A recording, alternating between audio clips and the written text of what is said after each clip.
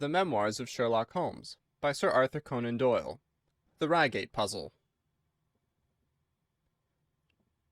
It was some time before the health of my friend Mr. Sherlock Holmes recovered from the strain caused by his immense exertions in the spring of '87. The whole question of the Netherlands Sumatra Company and of the colossal schemes of Baron Maupertuis are too recent in the minds of the public, and are too intimately concerned with politics and finance to be fitting subjects for this series of sketches. They led, however, in an indirect fashion to a singular and complex problem which gave my friend an opportunity of demonstrating the value of a fresh weapon among the many with which he waged his lifelong battle against crime. On referring to my notes, I see that it was upon the 14th of April that I received a telegram from Lyons which informed me that Holmes was lying ill in the Hotel Dulong. Within 24 hours I was in his sick room, and was relieved to find that there was nothing formidable in his symptoms. Even his iron constitution, however, had broken down under the strain of an investigation which had extended over 2 months, during which period he had never worked less than 15 hours a day, and had more than once, as he assured me, kept to his task for 5 days at a stretch. Even the triumphant issue of his labours could not save him from reaction after so terrible an exertion, and at a time when Europe was ringing with his name, and when his room was literally ankle-deep with congratulatory telegrams, I found him a prey to the blackest depression. Even the knowledge that he had succeeded where the police of 3 countries had failed, and that he had outmanoeuvred at every point the most accomplished swindler in Europe, was insufficient to rouse him from his nervous prostration. 3 days later we were back in Baker Street together, but it was evident that my friend would be much the better for a change, and the thought of a week of springtime in the country was full of attractions to me also. My old friend Colonel Hayter, who had come under my professional care in Afghanistan, had now taken a house near Reigate in Surrey, and had frequently asked me to come down to him upon a visit. On the last occasion he had remarked that if my friend would only come with me, he would be glad to extend his hospitality to him also. A little diplomacy was needed, but when Holmes understood that the establishment was a bachelor one, and that he would be allowed the fullest freedom, he fell in with my plans, and a week after our return from Lyons we were under the Colonel's roof. Hayter was a fine old soldier who had seen much of the world, and he soon found, as I had expected, that Holmes and he had much in common. On the evening of our arrival, we were sitting in the Colonel's gun-room after dinner, Holmes stretched upon the sofa, while Hayter and I looked over his little armory of Eastern weapons. "By the way," said he suddenly, "I think I'll take one of these pistols upstairs with me in case we have an alarm." "An alarm?" said I. "Yes, we've had a scare in this part lately. Old Acton, who's one of our county magnates, had his house broken into last Monday. No great damage done, but the fellows are still at large." "No clue?" asked Holmes, cocking his eye at the Colonel. "None as yet, but the affair is a petty one of our little country crimes, which must seem too small for your attention, Mr. Holmes, after this great international affair." Holmes waved away the compliment, though his smile showed that it had pleased him. "Was there any feature of interest?" "I fancy not. The thieves ransacked the library, and got very little for their pains. The whole place was turned upside down, drawers burst open, and presses ransacked, with the result that an odd volume of Pope's Homer, 2 plated candlesticks, an ivory letter-weight, a small oak barometer, and a ball of twine are all that have vanished." "What an extraordinary assortment!" I exclaimed. "Oh, the fellows evidently grabbed hold of everything they could get." Holmes grunted from the sofa. "The county police ought to make something of that," said he. "Why, it is surely obvious that—" But I held up a finger. "You are here for a rest, my dear fellow. For heaven's sake, don't get started on a new problem when your nerves are all in shreds."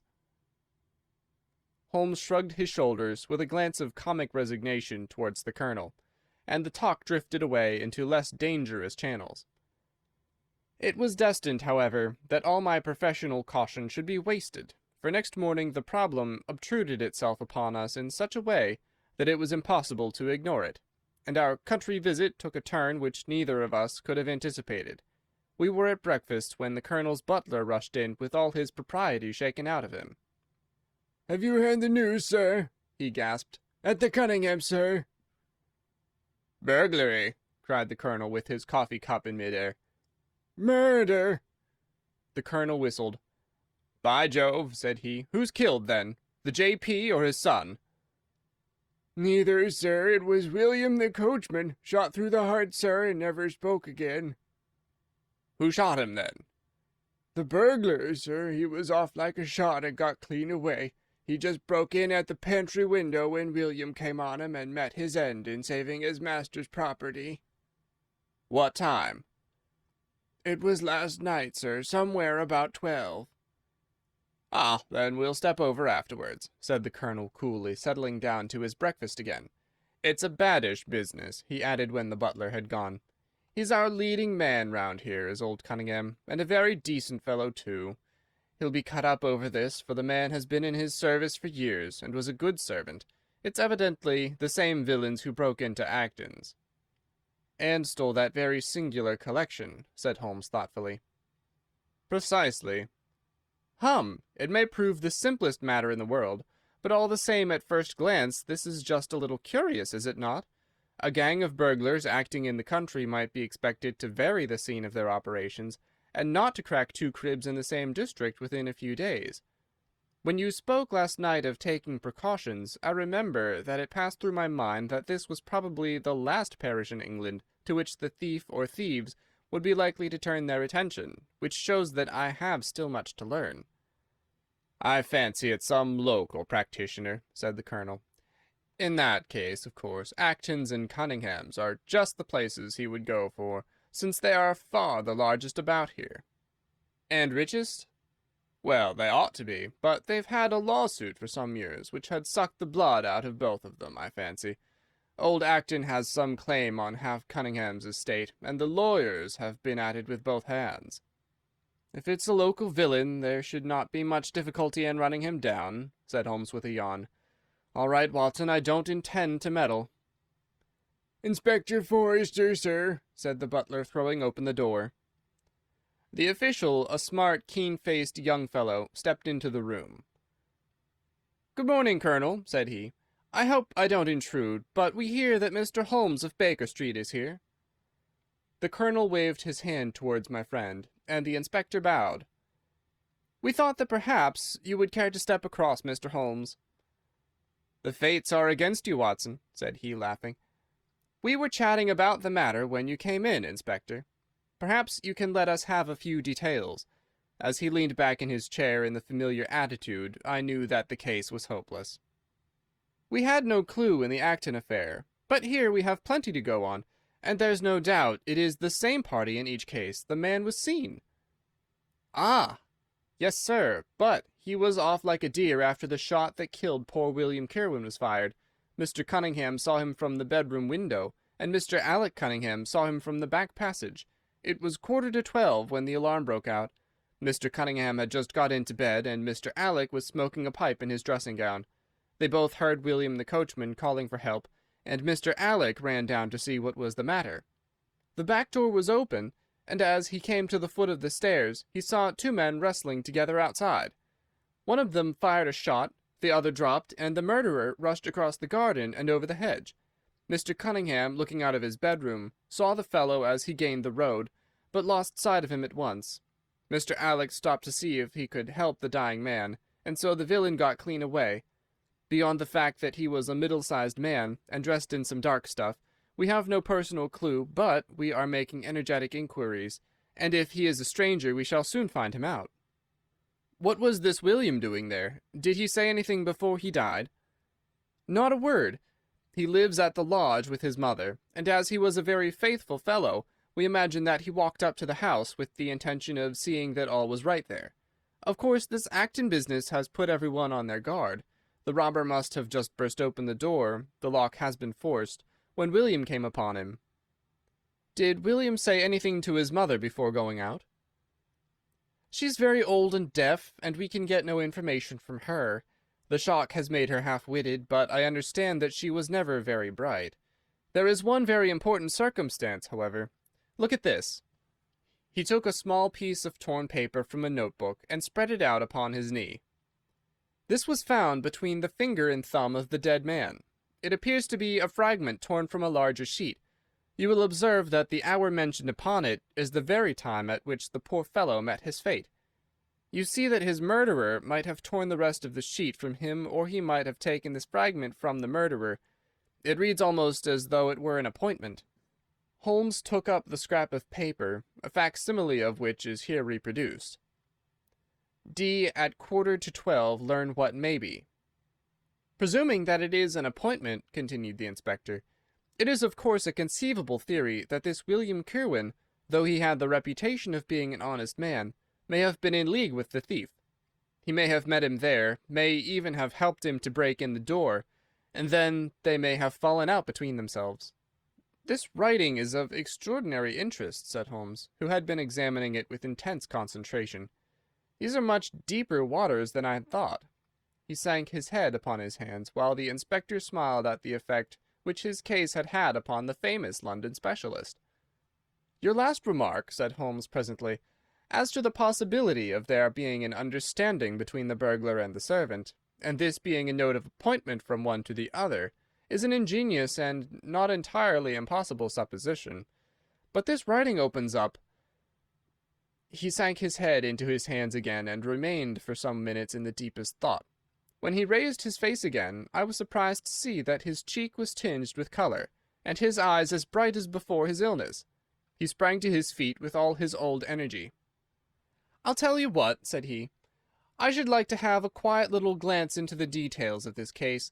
There's something in it which fascinates me extremely.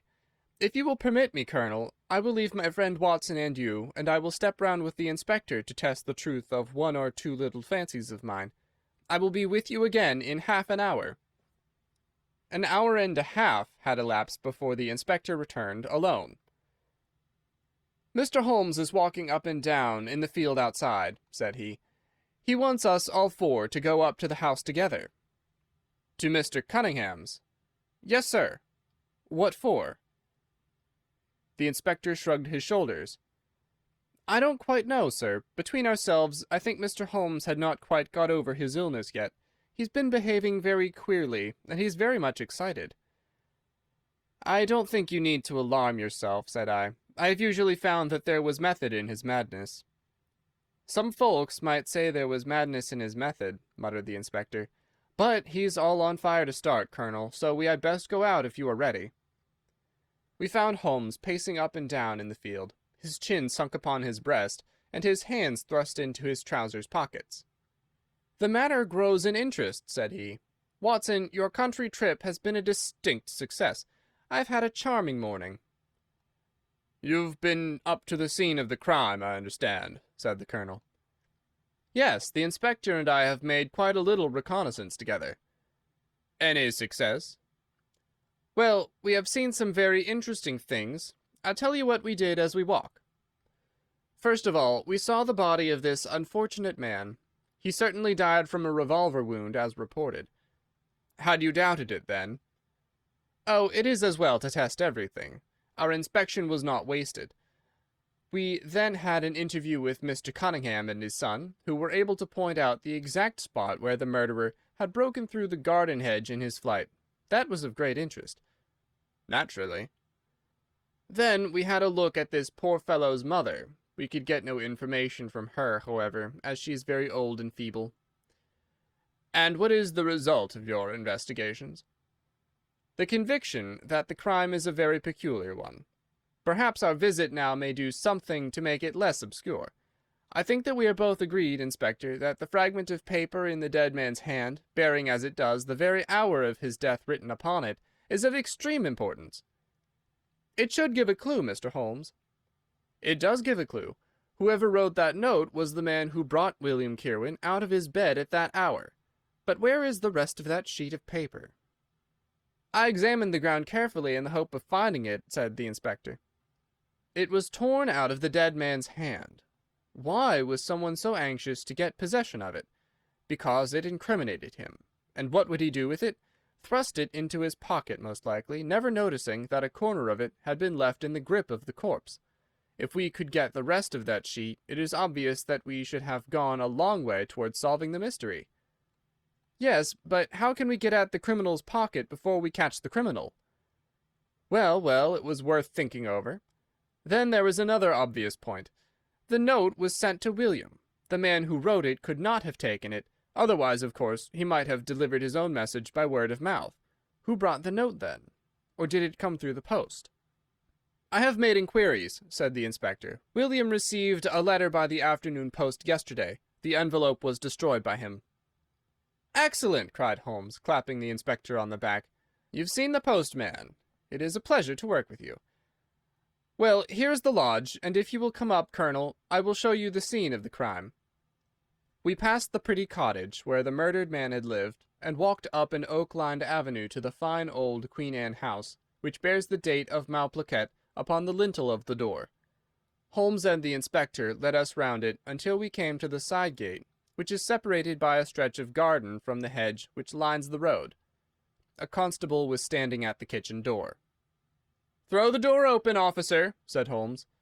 Now, it was on those stairs that young Mr. Cunningham stood and saw the two men struggling just where we are. Old Mr. Cunningham was at that window, the second on the left, and he saw the fellow get away just to the left of that bush. Then Mr. Alec ran out and knelt beside the wounded man. The ground is very hard, you see, and there are no marks to guide us. As he spoke, two men came down the garden path from round the angle of the house. The one was an elderly man with a strong, deep-lined, heavy-eyed face, the other a dashing young fellow whose bright smiling expression and showy dress were in strange contrast with the business which had brought us there. "Still at it, then?" said he to Holmes. "I thought you Londoners were never at fault. You don't seem to be so very quick, after all." "Ah, you must give us a little time," said Holmes good-humouredly. "You'll want it," said young Alec Cunningham. "Why, I don't see that we have any clue at all." "There's only one," answered the inspector. "We thought that if we could only find— Good heavens, Mr. Holmes, what is the matter?" My poor friend's face had suddenly assumed the most dreadful expression. His eyes rolled upwards, his features writhed in agony, and with a suppressed groan he dropped on his face upon the ground. Horrified at the suddenness and severity of the attack, we carried him into the kitchen, where he lay back in a large chair, and breathed heavily for some minutes. Finally, with a shamefaced apology for his weakness, he rose once more. "Watson would tell you that I have only just recovered from a severe illness," he explained. "I am liable to these sudden nervous attacks." "Shall I send you home in my trap?" asked old Cunningham. "Well, since I am here, there is one point on which I should like to feel sure. We can very easily verify it." "What was it?" "Well, it seems to me that it is just possible that the arrival of this poor fellow William was not before, but after the entrance of the burglary into the house. You appear to take it for granted that, although the door was forced, the robber never got in." "I fancy that is quite obvious," said Mr. Cunningham gravely. "Why, my son Alec had not yet gone to bed, and he would certainly have heard anyone moving about." "Where was he sitting?" "I was smoking in my dressing-room." "Which window is that?" "The last on the left, next to my father's." "Both of your lamps were lit, of course?" "Undoubtedly." "There are some very singular points here," said Holmes, smiling. "Is it not extraordinary that a burglary, and a burglar who had had some previous experience, should deliberately break into a house at a time when he could see from the lights that two of the family were still afoot?" "He must have been a cool hand." "Well, of course, if the case were not an odd one, we should not have been driven to ask you for an explanation," said young Mr. Alec. "But as to your ideas that the man had robbed the house before William tackled him, I think it a most absurd notion. Wouldn't we have found the place disarranged and missed the things which he had taken?" "It depends on what the things were," said Holmes. "You must remember that we are dealing with a burglar who is a very peculiar fellow, and who appears to work on lines of his own. Look, for example, at the queer lot of things which he took from Acton's. What was it? A ball of string, a letter weight, and I don't know what other odds and ends." "Well, we are quite in your hands, Mr. Holmes," said old Cunningham. "Anything which you or the inspector may suggest will most certainly be done." "In the first place," said Holmes, "I should like you to offer a reward, coming from yourself, for the officials may take a little time before they would agree upon the sum, and these things cannot be done too promptly." "I have jotted down the form here, if you would not mind signing it. £50 was quite enough, I thought." "I would willingly give 500, said the J.P., taking the slip of paper and the pencil which Holmes handed to him. "This is not quite correct, however," he added, glancing over the document. "I wrote it rather hurriedly. You see, you begin, 'Whereas at about 1:45 on Tuesday morning an attempt was made,' and so on. It was at 1:45, as a matter of fact." I was pained at the mistake, for I knew how keenly Holmes would feel any slip of the kind. It was his specialty to be accurate as to fact, but his recent illness had shaken him, and this one little incident was enough to show me that he was still far from being himself. He was obviously embarrassed for an instant, while the inspector raised his eyebrows, and Alec Cunningham burst into a laugh. The old gentleman corrected the mistake, however, and handed the paper back to Holmes. "Get it printed as soon as possible," he said. "I think your idea is a good one." Holmes put the slip of paper carefully away into his pocket-book. "And now," said he, "it really would be a good thing that we should all go over the house together and make certain that this rather erratic burglar did not, after all, carry anything away with him." Before entering, Holmes made an examination of the door, which had been forced. It was evident that a chisel or strong knife had been thrust in, and the lock forced back with it. We could see the marks in the wood where it had been pushed in. "You don't use bars, then?" he asked. "We have never found it necessary." "You don't keep a dog?" "Yes, but he is chained on the other side of the house." "When do the servants go to bed?" "About 10. "I understand that William was usually in bed also at that hour." "Yes." "It is singular that on this particular night he should have been up. Now, I should be very glad if you would have the kindness to show us over the house, Mr. Cunningham." A stone-flagged passage, with the kitchens branching away from it, led by a wooden staircase directly to the first floor of the house. It came out upon the landing opposite to a second, more ornamental stair which came up from the front hall. Out of this landing opened the drawing-room, and several bedrooms, including those of Mr. Cunningham and his son. Holmes walked slowly, taking keen note of the architecture of the house. I could tell from his expression that he was on a hot scent, and yet I could not in the least imagine in what direction his inferences were leading him. "My good sir," said Mr. Cunningham, with some impatience, "this is surely very unnecessary. That is my room at the end of the stairs, and my son's is the one beyond it. I leave it to your judgment whether it was possible for the thief to have come up here without disturbing us." "You must try round and get on a fresh scent, I fancy," said the son with a rather malicious smile. "Still, I must ask you to humour me a little further. I should like, for example, to see how far the windows of the bedrooms command the front. This, I understand, is your son's room." He pushed open the door. "And that, I presume, is the dressing-room in which he sat smoking when the alarm was given. Where does the window of that look out to?" He stepped across the bedroom, pushed open the door, and glanced round the other chamber. "I hope that you're satisfied now," said Mr. Cunningham, tartly. "Thank you. I think I have seen all that I wished." "Then, if it is really necessary, we can go into my room." "If it is not too much trouble." The J.P. shrugged his shoulders, and led the way into his own chamber, which was a plainly furnished and commonplace room. As we moved across it in the direction of the window, Holmes fell back until he and I were the last of the group. Near the foot of the bed stood a dish of oranges and a carafe of water. As we passed it, Holmes, to my unutterable astonishment, leaned over in front of me and deliberately knocked the whole thing over. The glass smashed into 1,000 pieces, and the fruit rolled about into every corner of the room. "You've done it now, Watson," said he coolly. "A pretty mess you've made of the carpet." I stooped in some confusion and began to pick up the fruit, understanding for some reason my companion desired me to take the blame upon myself. The others did the same and set the table on its legs again. "Hullo!" cried the inspector. "Where's he got to?" Holmes had disappeared. "Wait here an instant," said young Alec Cunningham. "The fellow is off his head, in my opinion. Come with me, father, and see where he has got to." They rushed out of the room, leaving the inspector, the colonel, and me staring at each other. "'Pon my word, I'm inclined to agree with Master Alec," said the official. "It may be the effect of this illness, but it seems to me that—" his words were cut short by a sudden scream of, "Help! Help! Murder!" With a thrill I recognized the voice of that of my friend. I rushed madly from the room onto the landing. The cries, which had sunk down into a hoarse, inarticulate shouting, came from the room which we had first visited. I dashed in, and on into the dressing-room beyond. The two Cunninghams were bending over the prostrate figure of Sherlock Holmes, the younger clutching his throat with both hands, while the elder seemed to be twisting one of his wrists. In an instant the three of us had torn them away from him, and Holmes staggered to his feet, very pale and evidently greatly exhausted. "Arrest these men, Inspector," he gasped. "On what charge?"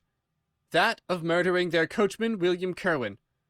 The inspector stared about him in bewilderment. "Oh, come now, Mr. Holmes," said he at last. "I'm sure you don't really mean to—" "Tut, man, look at their faces!" cried Holmes curtly. Never certainly have I seen a plainer confession of guilt upon human countenances. The older man seemed numbed and dazed, with a heavy, sullen expression upon his strongly marked face. The son, on the other hand, had dropped all that jaunty, dashing style which had characterized him, and the ferocity of a dangerous wild beast gleamed in his dark eyes and distorted his handsome features. The inspector said nothing, but stepped to the door. He blew his whistle. Two of the constables came at the call. "I have no alternative, Mr. Cunningham," said he. "I trust that this may all prove to be an absurd mistake, but you can see that— would you? Drop it!" He struck out with his hand, and a revolver which the younger man was in the act of cocking clattered down upon the floor. "Keep that," said Holmes, quietly putting his foot upon it. "You will find it useful at the trial. But this is what we really wanted." He held up a little crumpled piece of paper. "The remainder of the sheet!" cried the inspector. "Precisely. And where was it?" "Where I was sure it must be. I'll make the whole matter clear to you presently. I think, Colonel, that you and Watson might return now, and I will be with you again in an hour at the furthest. The inspector and I must have a word with the prisoners, but you will certainly see me back at luncheon time."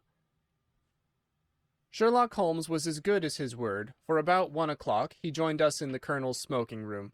He was accompanied by a little elderly gentleman, who was introduced to me as the Mr. Acton whose house had been the scene of the original burglary. "I wished Mr. Acton to be present while I demonstrated this small matter to you," said Holmes, "for it is natural that he should take a keen interest in the details. I'm afraid, my dear Colonel, that you must regret the hour that you took in such a stormy petrel as I am." "On the contrary," answered the Colonel warmly, "I consider it the greatest privilege to have been permitted to study your methods of working. I confess that they quite surpass my expectations, and that I am utterly unable to account for your result. I have not yet seen the vestige of a clue. I am afraid that my explanation may disillusion you, but it has always been my habit to hide none of my methods, either from my friend Watson or from anyone who might take an intelligent interest in them. But first, as I am rather shaken by the knocking about which I had in the dressing-room, I think that I shall help myself to a dash of your brandy, Colonel. My strength had been rather tried of late." "I trust that you had no more of those nervous attacks?" Sherlock Holmes laughed heartily. "We will come to that in its turn," said he. "I will lay an account of the case before you in its due order, showing you the various points which guided me in my decision. Pray interrupt me if there is any inference which is not perfectly clear to you. It is of the highest importance in the art of detection to be able to recognize out of a number of facts which are incidental and which vital. Otherwise your energy and attention must be dissipated instead of being concentrated. Now in this case there was not the slightest doubt in my mind from the first that the key of the whole matter must be looked for in the scrap of paper in the dead man's hand. Before going into this, I would draw your attention to the fact that if Alec Cunningham's narrative was correct, and if the assailant, after shooting William Kirwan, had instantly fled, then it obviously could not be he who tore the paper from the dead man's hand. But if it was not he, it must have been Alec Cunningham himself, for by the time that the old man had descended, several servants were upon the scene. The point is a simple one, but the inspector had overlooked it because he had started with the supposition that these county magnates had had nothing to do with the matter.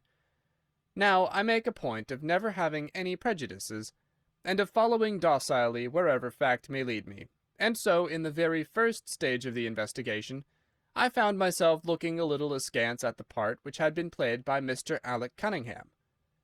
And now I made a very careful examination of the corner of paper which the inspector had submitted to us. It was at once clear to me that it formed a part of a very remarkable document. Here it is. Do you not now observe something very suggestive about it? "It has a very irregular look," said the colonel. "My dear sir," cried Holmes, "there cannot be the least doubt in the world that it has been written by two persons doing alternate words. When I draw your attention to the strong T's of at and to, and ask you to compare them with the weak ones of quarter and 12, you will instantly recognize the fact. A very brief analysis of these four words would enable you to say, with the utmost confidence, that the learn and the maybe are written in the stronger hand, and the what in the weaker." "By Jove, it's as clear as day!" cried the colonel. "Why on earth should two men write a letter in such a fashion?" Obviously the business was a bad one, and one of the men who distrusted the other was determined that whatever was done, each should have an equal hand in it. Now, of the two men, it is clear that the one who wrote the at and to was the ringleader. How do you get at that? We might deduce it from the mere character of the one hand as compared with the other, but we have more assured reasons than that for supposing it. If you examine this scrap with attention, you will come to the conclusion that the man with the stronger hand wrote all his words first, leaving blanks for the other to fill up. These blanks were not always sufficient, and you can see that the second man had a squeeze to fit his quarter in between the at and the to, showing that the latter were already written. The man who wrote all his words first is undoubtedly the man who planned the affair. "Excellent!" cried Mr. Acton. "But very superficial," said Holmes. "We come now, however, to a point which is of importance. You may not be aware that the deduction of a man's age from his writing is one which has been brought to considerable accuracy by experts. In normal cases one can place a man in his true decade with tolerable confidence. I say normal cases because ill health and physical weakness reproduce the signs of old age, even when the invalid is a youth. In this case, looking at the bold, strong hand of the one, and the rather broken-backed appearance of the other, which still retains its legibility although the T's have begun to lose their crossing, we can say that the one was a young man, and the other was advanced in years, without being positively decrepit." "Excellent!" cried Mr. Acton again. "There is a further point, however, which is subtler and of greater interest. There is something in common between these hands. They belong to men who are blood relatives. It may be most obvious to you in the Greek E's, but to me there are many small points which indicate the same thing. I have no doubt at all that a family mannerism can be traced in these two specimens of writing. I'm only, of course, giving you the leading results now of my examination of the paper. There were 23 other deductions which would be of more interest to experts than to you. They all tend to deepen the impressions upon my mind that the Cunninghams, father and son, had written this letter. Having got so far, my next step was, of course, to examine into the details of the crime, and to see how far they would help us. I went up to the house with the inspector, and saw all that was to be seen. The wound upon the dead man was, as I was able to determine with absolute confidence, fired from a revolver at the distance of something over 4 yards. There was no powder blackening on the clothes. Evidently, therefore, Alec Cunningham had lied when he said that the two men were struggling when the shot was fired. Again, both father and son agreed as to the place where the man escaped into the road. At that point, however, as it happens, there is a broadish ditch, moist at the bottom. As there were no indications of boot marks about this ditch, I was absolutely sure, not only that the Cunninghams had again lied, but that there had never been any unknown man upon the scene at all. And now I have to consider the motive of this singular crime. To get at this, I endeavoured first of all to solve the reason of the original burglary at Mr. Acton's. I understood from something which the Colonel told us that a lawsuit had been going on between you, Mr. Acton, and the Cunninghams. Of course, it instantly occurred to me that they had broken into your library with the intention of getting at some document which might be of importance in the case. "Precisely so," said Mr. Acton.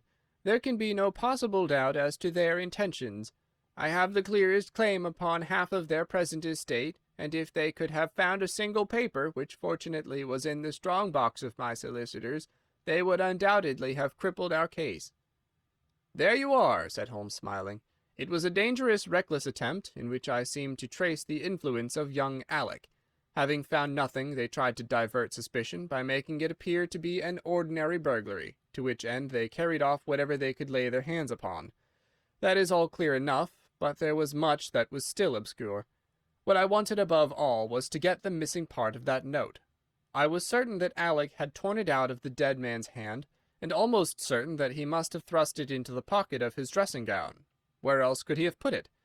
The only question was whether it was still there. It was worth an effort to find out, and for that object we all went up to the house. The Cunninghams joined us, as you doubtless remember, outside the kitchen door.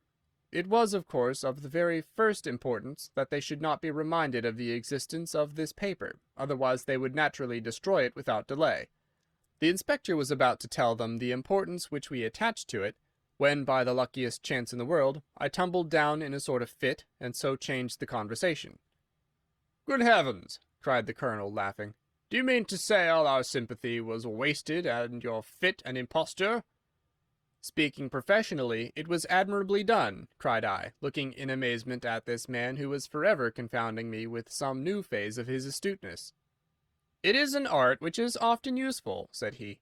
"When I recovered, I managed, by a device which had perhaps some little merit of ingenuity, to get old Cunningham to write the word 12, so that I might compare it with the 12 upon the paper." "Oh, what an ass I've been!" I exclaimed. "I could see that you were commiserating me over my weakness," said Holmes, laughing. "I was sorry to cause you the sympathetic pain which I know that you felt." We then went upstairs together, and having entered the room, and seen the dressing-gown hanging up behind the door, I contrived, by upsetting a table, to engage their attention for the moment, and slipped back to examine the pockets. I had hardly got the paper, however, which was, as I had expected, in one of them, when the two Cunninghams were on me, and would, I verily believe, have murdered me then and there but for your prompt and friendly aid. As it is, I feel that young man's grip on my throat now, and the father has twisted my wrist round in the effort to get the paper out of my hand. They saw that I must know all about it, you see, and the sudden change from absolute security to complete despair made them perfectly desperate. I had a little talk with old Cunningham